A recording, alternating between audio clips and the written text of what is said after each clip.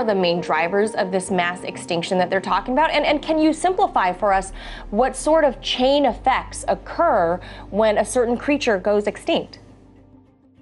We're told by 2020, in 3 years, that we will be missing 66% of all land wildlife. In the ocean, from 2000 to 2010, for a 10-year period, human beings poached and slaughtered 1 billion sharks. For most of the shark species, we're now missing 90% of sharks. They keep the oceans healthy by removing their prey that's sick and weak and old, and they prevent diseases from going global. We are destroying all life. This is a crisis of epic proportion. 44% last year of our honeybees in America didn't make it. It's the highest death rate we've ever seen. And the culprit is where their habitat is being destroyed, the chemicals on the land are killing them. If the bees die, we die because we can't have any food to eat.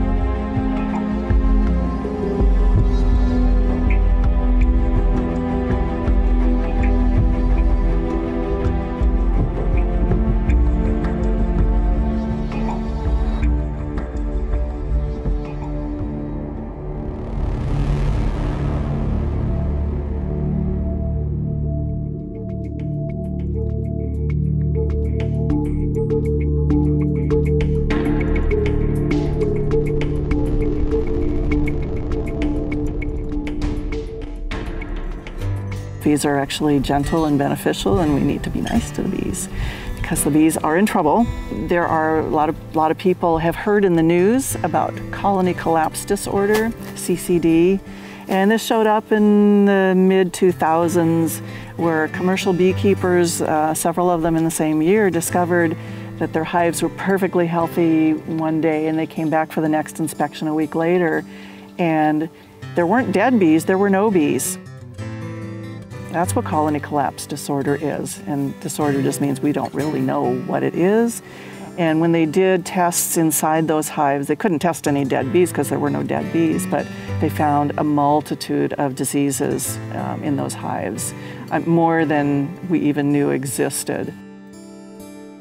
Bees are beneficial because they pollinate. That's actually the best product that they do for us. When we eat our food, a lot of that food is the result of an insect pollinating. And if a vegetable or a fruit didn't get pollinated, then we wouldn't have the fruit or the vegetable, or we'd have a fruit or the vegetable that's undeveloped or immature or just really not as much of it. So we can thank a bee for every third bite that we eat. Not only because of the food that they directly pollinate, but also because of the food that they pollinate that then indirectly helps feed other things that we eat, like livestock. We still have not found any single cause of colony collapse disorder. It's probably a combination of things, probably poor nutrition, lack of habitat. So we're, all the feral bees, the wild bees, they have no place to live anymore because we pave everything. We have these big, huge lawns that they can't live in. But the last piece of the puzzle is probably pesticides, and we tend to use pesticides more quickly than we need to, and we don't always use them correctly. And there's two different kinds of pesticides. A new pesticide that just came on the market and started being widely used around about the time colony collapse. So there are a number of beekeepers that suspect there's a correlation there. But this new class of pesticides are systemic. They're called neonicotinoids. And the neonicotinoids, they are taken up into the whole plant. So when a pest bug comes and chews on the plant, it will die because it gets the insecticide on that leaf, even though you didn't put the insecticide on that leaf. It's in the whole plant. So what this means for the bees is that the insecticide is actually in the nectar and pollen of the treated plant. Well, the bees will bring that back to their hive, the pollen and nectar, and they'll feed it to their young, and they'll eat it themselves. And what that does is continuously expose the entire colony to the pesticide. And this is true not only for honeybees, but also for all the native bees. What's going on right now is many independent research studies seem to indicate that this has several detrimental sublethal effects on the honeybees, as well as the native bees, things that would lead to their decline. If we want to help the bees, so a couple of things: provide habitat, provide food for them. Now the bees need to eat from spring all the way through fall. And if we have just one kind of flower, well, if we have no flowers in our yard, okay, there's nothing for them to eat. And give them a variety of plants, because the bees only get food from the plant when it's blooming. And last resort is chemicals and pesticides. There's a lot of manual things we can do that are less invasive, less destructive to the environment.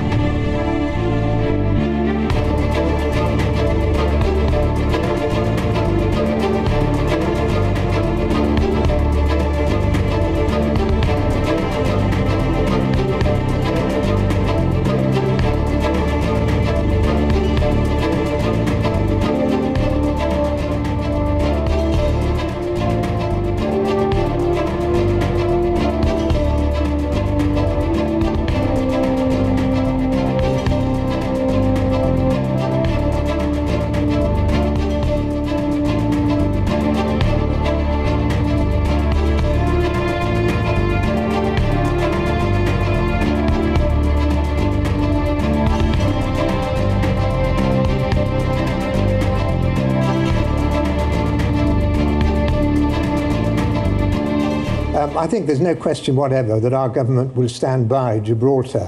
35 years ago this week, another woman Prime Minister sent a task force halfway across the world to defend the freedom of another small group of British people against another Spanish-speaking country.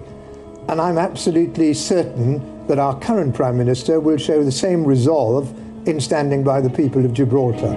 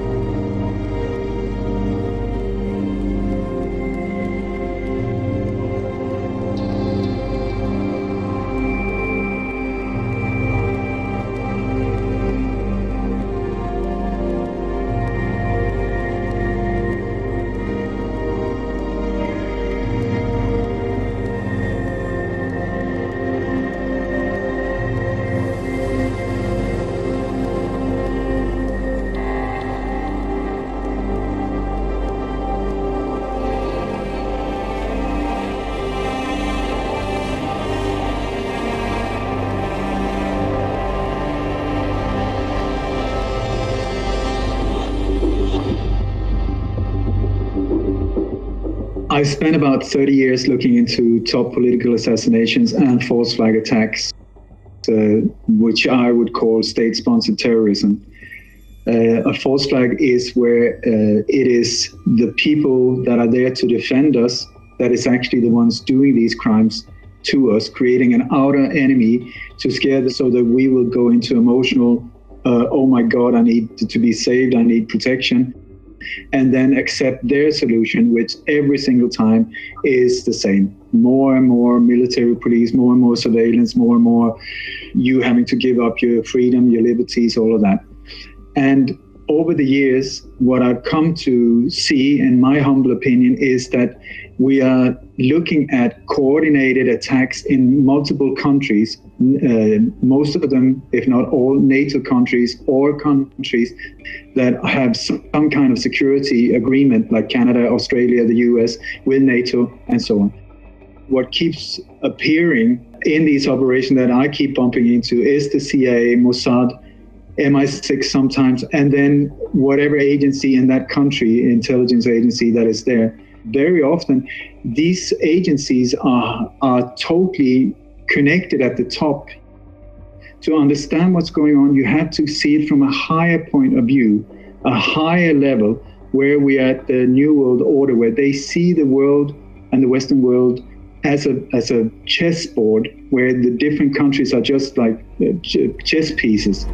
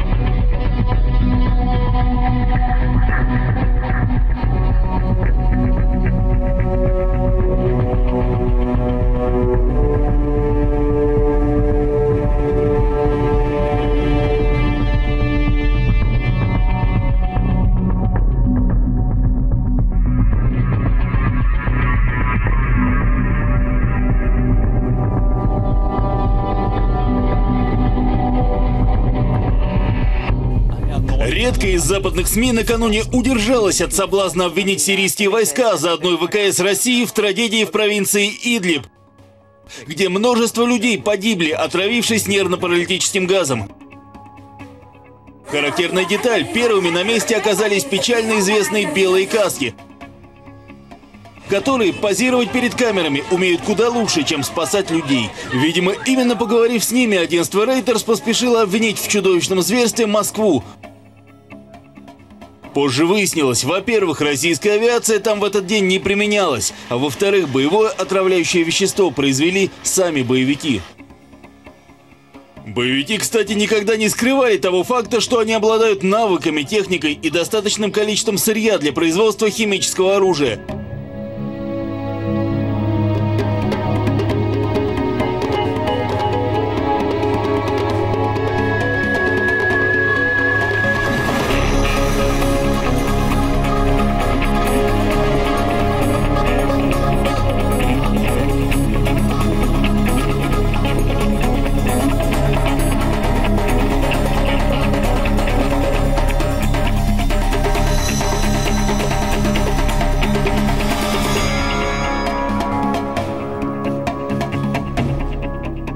As a criminal expert, you always look for motive. Why, in the midst of all of these battles, would Assad choose to attack civilians rather than military people? It's simply irrational. I defy anyone in the media to give me one good, sound reason why Syria would do this. You need to also look at who are the witnesses.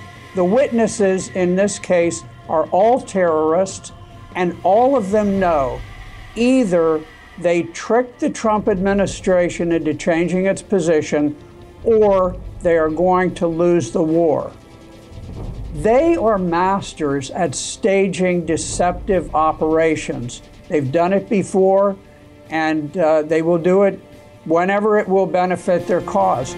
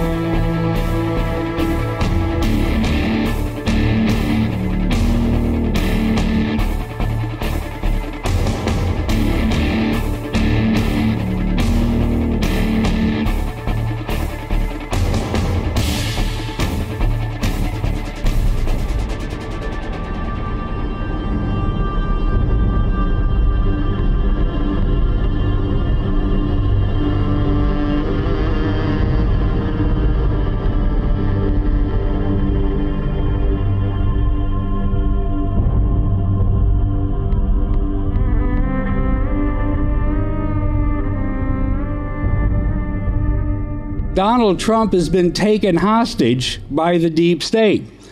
And before we knew it, he's ending up being the tool of the deep state. How did this happen? How in 77 days is he doing something as stupid, as immoral, as short-sighted, as impulsive, as starting a major conflict with the Assad government and getting exactly into harm's way with Russia and all of its allies? What is he trying to accomplish? And the only thing that I can think of is that, and they've said it, Assad had to be punished. You know, the question comes to your mind, who appointed Donald Trump to be the global spanker-in-chief for any dictator or leader of a country that misbehaves? If there were some kind of existential threat, some horrible, immense, powerful, terminal threat to our existence, maybe that would be a justification for what we have. Instead of an existential threat, we have less of a threat than we've had since 1917, when Wilson foolishly put us into the First World War. And let's just tick off what is out there. The first one, obviously, is Russia. So how do they threaten the security or the safety of anybody in America unless you think Putin is foolish enough to risk nuclear retaliation by attacking us first? There's nothing that the Russians are going to do that remotely threatens us. China is the same thing, but they aren't a threat to us, and frankly, they're not a threat to any of their neighbors either, because they depend on a huge supply of raw materials coming up through the South China Sea into their ports. And frankly, we don't have to get that excited about the terrorism threat either. And if we wanted to do something about it, that's the third item, we ought to stop bombing and droning and occupying, because it's the blowback from that that's created what does exist today as a terrorist threat. So it leads to the system to keep itself alive leads to what I call endless false narratives, because if there isn't an enemy, if there isn't an imminent threat, then over time it becomes hard to justify all of this money that is being wasted in this massive system. I turned on cable news Thursday night, and you couldn't find anything from MSNBC to CNN to Fox that said anything different. They were all saying the same thing. They were in war heat. They're all paid by the same paymaster, which I call the warfare state, because there is a totally different view on what's going on in the world if you get your lens right, and if you're not part of this overwhelming groupthink consensus that is literally suffocating the machinery of government, the machinery of the mainstream media. Maybe there's a silver lining in this latest capture of Trump by the deep state, this utterly stupid attack on Syria, and that is maybe it will help revive a coalition, anti-war coalition in the Congress.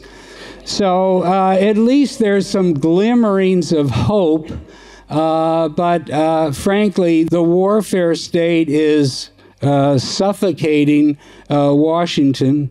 The war machine is bankrupting and draining the fiscal and economic resources of America, and the hour is getting late.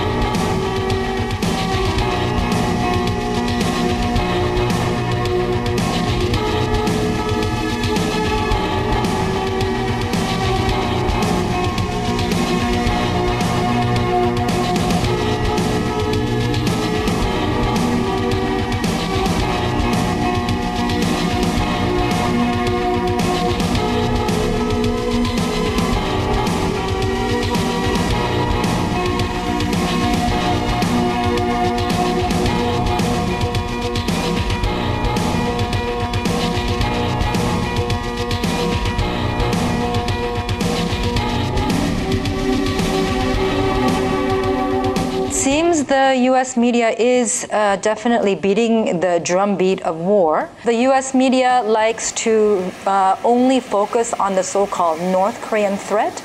But a lot of what the Western media talks about in terms of North Korea is really based on distorted facts. I believe what is happening right now is that the U.S. is flexing its muscle in order to intimidate North Korea. We have been here before in the past. But by deploying aircraft carriers and strategic bombers to the region, what the United States is doing is it is creating a situation of tension where even the slightest misstep can create a confrontation that can quickly escalate into to full-scale war.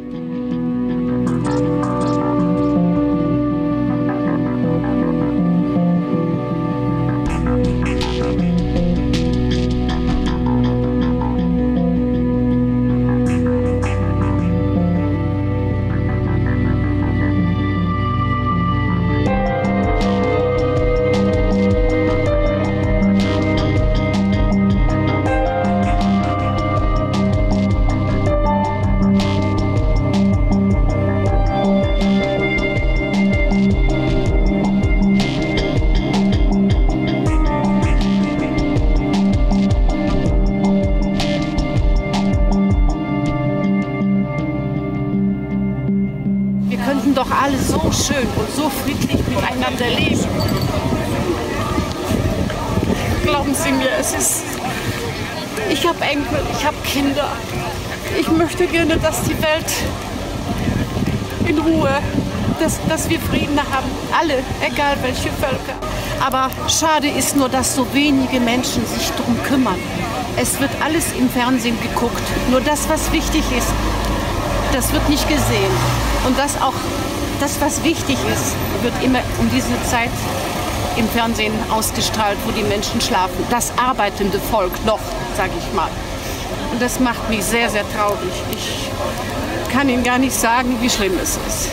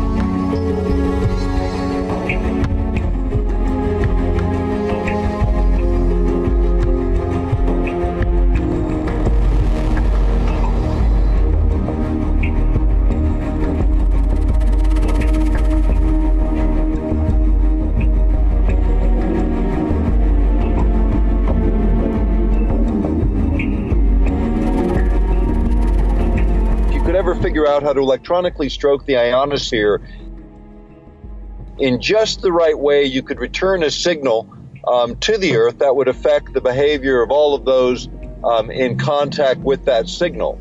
And so when you think about HAARP as a device that could actually do this, that's where it actually caught my attention. It utilizes essentially what is called a frequency following response, or an FFR. And what this is where the brain of human beings will lock on to an external signal and begin to mirror, begin to follow it. And what that does is alter brain chemistry in kind of the sort of grossest way. It can just adjust or alter an emotional state, as an example, from, say, lethargic and passive to highly active and agitated, almost like flipping on and off a light switch. The ability to do this in a directed way on a large scale with HAARP is one thing. The other is to utilize any electromagnetic carrier, which includes television, radio, the internet, the power grid. Any of these things can be modulated in such a way as, again, to couple or connect to the human body and then drive physiological responses to those external signals. Just think about it as if you're a radio receiver. So if you know enough to sort of tune the human radio, if you will, by analogy, you can affect any physiological process. And this isn't theoretical anymore. This is science fact. This is the direction in which our military is going for two purposes. One is, they say, for communication with our own troops, and two is for disabling or degrading adversarial troops by being able to override essentially the operator, the human being themselves. If you can affect the operator in such a way, you can literally shut down warfare. But not just in warfare. The idea of utilizing these technologies in the civilian sector, this is where I have deep concerns, because the constraint of government is not such that they will constrain themselves in this regard. The temptation to use these technologies historically has been too great, and the abuses have been recorded in the record going back now over 50 years. There's over 500,000 Americans, just Americans alone, had been victims of human experiments ranging from the things we're talking about today to a number of other technologies that were tested. The fact is, these projects continue on. Unwitting victims are the only way you can really test these things in the field. And I would suggest that a lot of that testing happens overseas, outside of the boundaries of the United States. This is what will drive us in the wrong direction. Utilizing these techniques in combination with big data will change the way in which the world functions, and it will not be in favor of the average human being.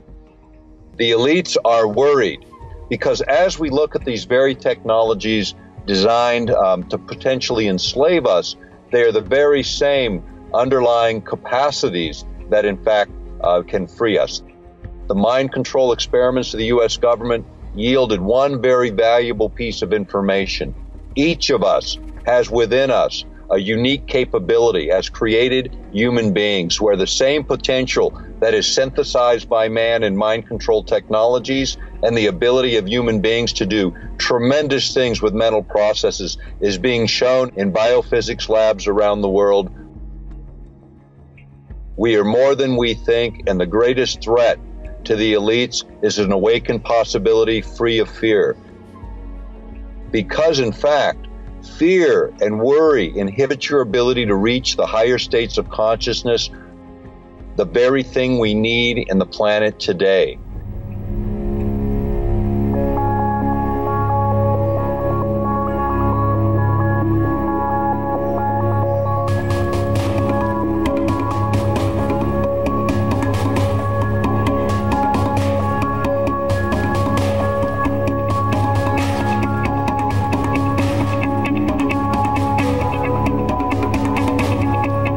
Que se está trabajando en esa línea, que se está trabajando en cómo controlar el cerebro. En noviembre del año pasado, sin ir más lejos, la Food and Drug Administration, el Departamento de Estados Unidos que regula precisamente todos estos aspectos sanitarios, autorizó por primera vez la producción a una sociedad americana de un chip cerebral que grababa y estimulaba el cerebro. Grabar el cerebro significa que te están grabando todas tus emociones, que saben no solamente eso, que pueden llegar a permitir prever cómo puedes actuar en el futuro.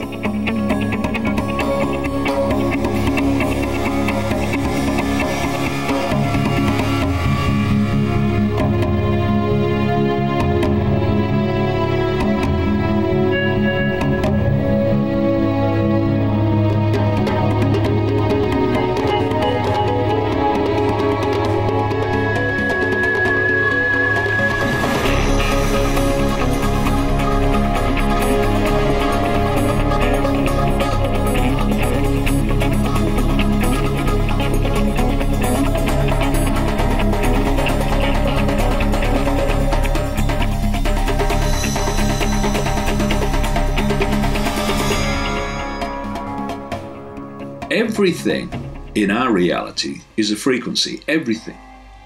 Thoughts are frequencies, emotions are frequencies, and different emotions, whether it's joy or whether it's depression, are different frequencies.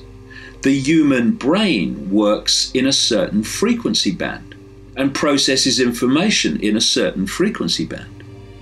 Therefore, if you can broadcast frequencies and information in those frequencies within the frequency band that the human mind interacts with reality, then you can completely scramble them or implant thoughts and perceptions that people think are their own.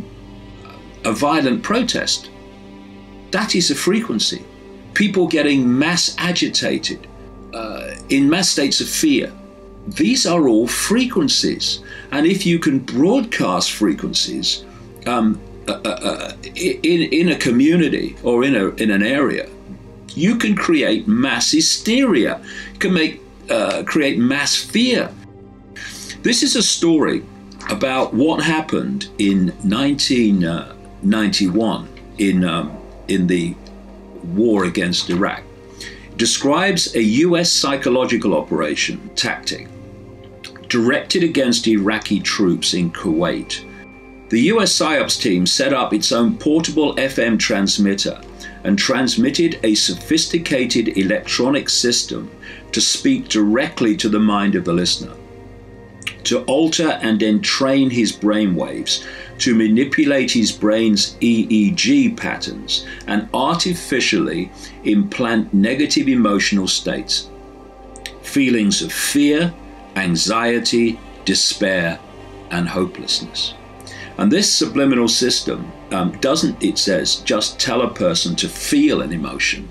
It makes them feel it. It implants that emotion in their minds, because they're broadcasting the frequency of that emotion, which gets the body to manifest that emotion. They broadcast this stuff to Iraqi troops, and what happened? There was a mass surrender of Iraqi troops. You can use these same techniques to program someone to carry out a terrorist attack. Over and over and over again, you see people involved, particularly in America, in mass shootings, which of course traumatize the population, among many other things, who are clearly under forms of mind control and were triggered to do it when you look at the background evidence. Are we so naive as to believe that's not being used on the general population to bring about reactions, responses, and behavior from the target population? Of course they are. And when you look, therefore, at this now gathering and fantastic already grid of transmitter towers, of Wi-Fi, of smart meters, these are frequencies being broadcast into the environment. People largely don't realize the scale of mind control to which the global human population is constantly subjected. We are at the crossroads here. We take our minds back, or someone else completely takes them over.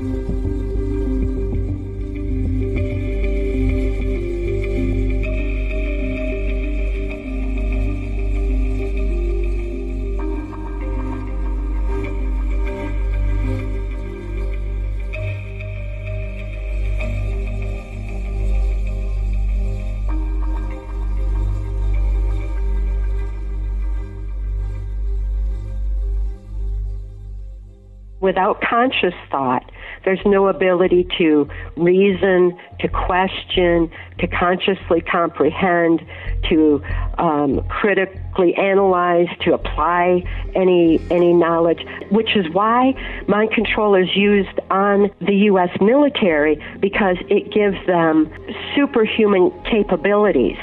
It also allows for superhuman traits like 44 times visual acuity, because when there's no conscious thought, it's as though the subconscious mind will develop heightened senses in other directions to make up for it. It's the same way a blind person has acute hearing. You know, the brain will make up for it. So with 44 times visual acuity, the soldiers would be able to just point and shoot with pinpoint accuracy. Not only that, but they didn't have that moment of critical analysis, that conscious thought, that moment of compassion, that moment that says that human knowing that we shouldn't be just killing other people. Right. I mean, that's not, it's against human nature to do that. So the conscious mind is bypassed, programming is put in place, visual acuity is heightened, physical endurance is heightened. And then when our military comes home, they don't have that ability to consciously reason through what just happened to them because it's compartmentalized knowledge. When Kennedy was assassinated, most people know where they were and what they were doing at that time. And for those who are younger, they know where they were and what they were doing when 9/11 happened. And because that's a trauma, and that traumatized the whole nation. When that trauma occurs, that is a basis for mind control, because it's how our brains respond to trauma.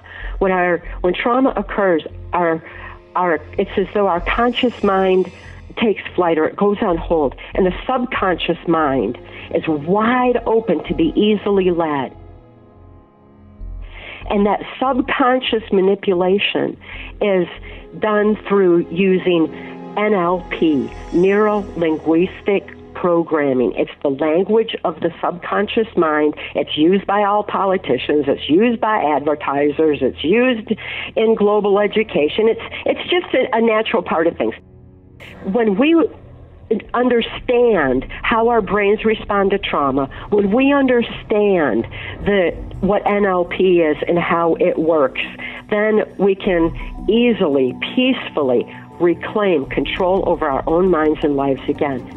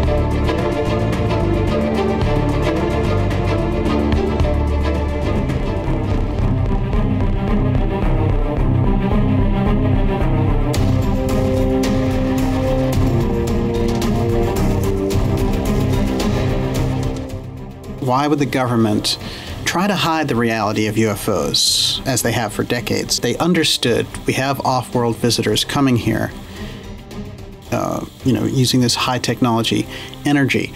We can imagine why they might lie about it. It's technological advantage, military applications. But what are some of the other reasons that you see for this? Social and political control. I mean, it's political control 101. Information control. Those who control the information flow have their hand on the lever of power. Why do these aliens go skulking around the shadows? Most of them, the evidence suggests they've cut deals. Why do any espionage agents go skulking about in the shadows? Because they're wheeling and dealing in secret. That's espionage 101. Control of information, control of personnel, control of institutional or organizational assets. You keep a tight lid on it, and that's your answer right there. When you're dealing with other species coming from other planets, or even from another space-time continuum altogether, maybe from another dimension, or another realm where the laws of physics has developed, and then you encounter that species in their technology and their culture and their mode of thought, their way of reasoning, their way of communicating. It could literally be mind-bending, could be very difficult to integrate psychologically and mentally. I think that they do have operational so-called UFO technology, but it's being used, they being the military agencies. And I believe they've made a lot of progress in the last half century, and they've kept the vast majority of it classified.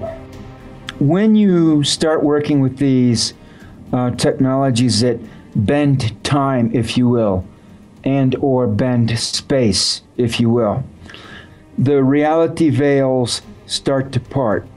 The veils of reality between dimensions, the veils of reality between different modes of perception, the veils of reality may be between literally other physical universes. And I think what happens is that you mentally and also optically, physically, begin to perceive quite a lot of things that the ordinary person doesn't in the course of their everyday life. There are thousands and thousands, unknown thousands of cases of so-called aliens or extraterrestrials, very much, so to speak, manifesting themselves to ordinary people. You see, they're different groups. And the ones who've cut deals with the major governments, for example, and military and espionage agencies, do have a hierarchical command or organizational structure. But the evidence suggests there are other groups for whom that means nothing. And so they, therefore, to them to talk to the president is meaningless. For them, they would say, who is this guy? He's corrupt, he's incompetent, he's dishonest, he's not very intelligent, so why would I waste my time? And the answer they would immediately have is, I wouldn't waste my time. So I'll look for someone who is honest, intellectually curious, who's competent, and then that might turn out to be a 15-year-old girl in China. They would appear to her, and she might be out working in a rice field, right? But for them, she might be 1,000 times more interesting to them than a pathological liar such as Barack Obama. They might regard him as a criminally insane doofus. When aliens come, and I'm not talking about the malevolent ones with a militaristic conquest and exploitation mentality, but the other ones with a higher level of spiritual realization, when they come, the people who will interest them will be people who are advanced as human beings. They wouldn't have the slightest interest in talking to a Henry Kissinger or a George Soros, or a Bill Gates, or a Angela Merkel. There are ET beings and races who are very technically clever, but also have an advanced consciousness, very advanced consciousness, almost godlike in some respects. There are other ETs that are very technically clever, but they have a very low level of consciousness. And both of them, the evidence suggests that both types are here on Earth. I know it's essential to explore and advance consciousness.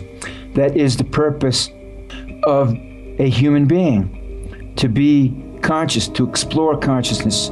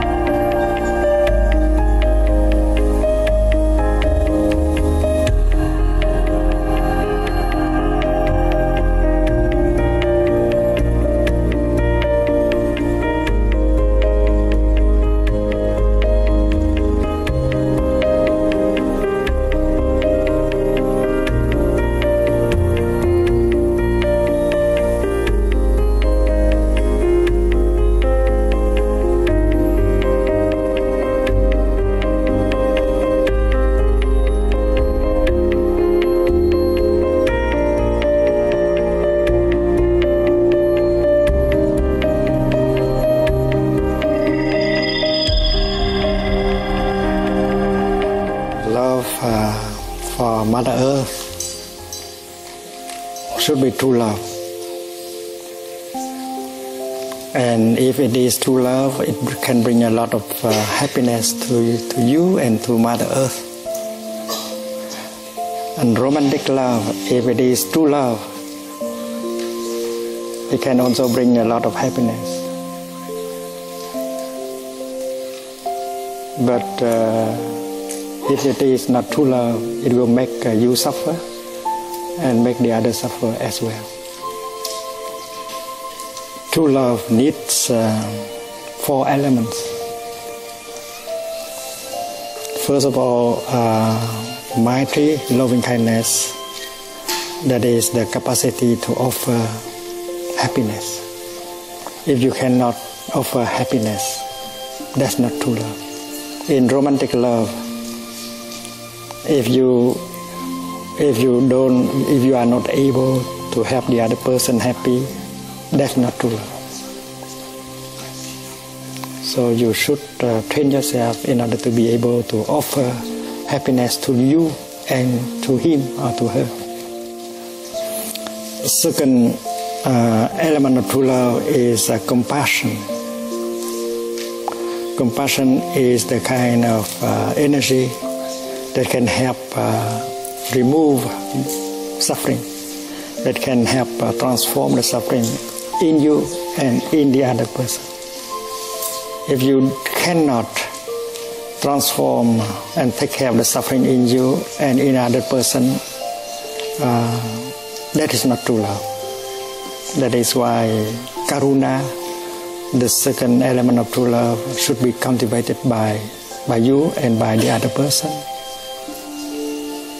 Romantic and not romantic, that's not important. The important is it is true love and not true love. And the third element of true love is joy. If you make the other person cry all the time and you cry all the time, that's not true love. True love is inclusiveness, that you do not exclude. His suffering is your suffering.